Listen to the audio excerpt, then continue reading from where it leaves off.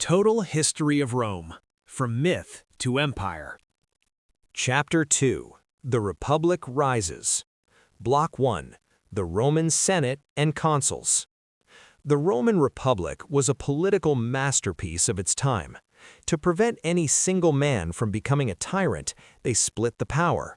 2 consuls were elected every year. They led the armies and presided over the Senate, but they had to agree on everything. If one said no, the other was paralyzed.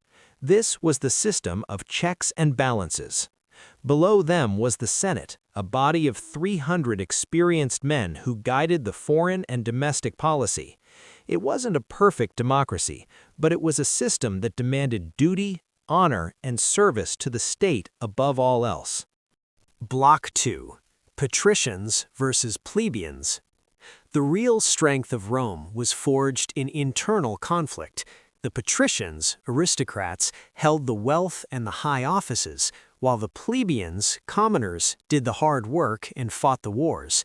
Tired of being treated like second-class citizens, the plebeians did something radical. They walked out of Rome in a massive strike, leaving the city defenseless. This forced the patricians to compromise.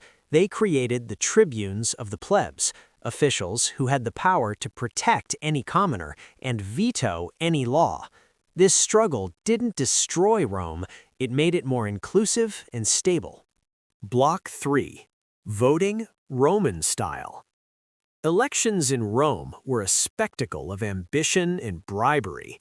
Candidates walked the forum in whitened togas, the toga candida, from which we get the word candidate, to show they were pure. They spent fortunes on public banquets and games to win the favor of the voters. However, voting was weighted by wealth. The rich voted first, and if they reached a majority, the poor didn't even get to cast their ballots. It was a competitive arena where a family's reputation was everything, and losing an election was a stain on your bloodline for generations. Chapter 3. The War for the Mediterranean. Block 1. Carthage. Why destroy a city? By the 3rd century BC, Rome ruled Italy, but across the sea sat Carthage.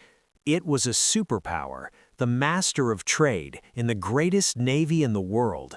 Carthage saw Rome as a bunch of upstart farmers.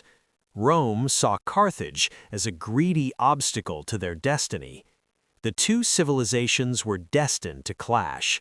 For Rome, it wasn't just about territory, it was about survival. They realized that as long as Carthage existed, Rome would never be safe. This led to a series of wars so brutal, they changed the map of the world forever. Block 2. Hannibal, the man Rome feared. When Rome defeated Carthage in the First War, a young boy named Hannibal Barca was made to swear an eternal oath to hate Rome. Years later, he became the most brilliant military mind in history. Hannibal didn't wait for Rome to attack, he brought the war to them. In a move of sheer madness and genius, he led 50,000 soldiers and 37 war elephants across the Alps in winter. Men froze, elephants fell off cliffs, but Hannibal emerged in Italy. For 15 years, he ravaged the Italian countryside, defeating every Roman army sent against him. Block 3. The slaughter at Cannae. The lowest point for Rome came at Cannae. Hannibal, outnumbered, used a pincer movement to surround 80,000 Romans. It was a massacre. In one single day, 50,000 Romans were killed. It was the worst defeat in the history of the Republic. The city was in a total state of panic. Human sacrifices were even made to appease the gods. But here, Rome showed its true character. Instead of surrendering, they refused to even say the word peace. They mobilized every man they had and prepared to fight until the last drop of blood. Block 4. Scipio Africanus, the counterstrike. Rome's salvation came in the form of a young general named Scipio. He realized that to beat Hannibal, you had to stop fighting him in Italy. Scipio took the war to Africa, threatening Carthage itself.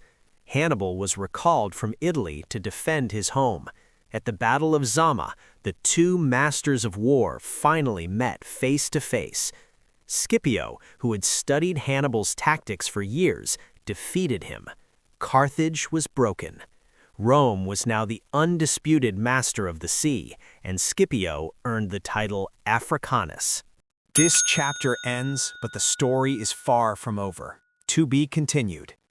If you found value in this historical deep dive, consider subscribing. The next chapter of Total History is already being written.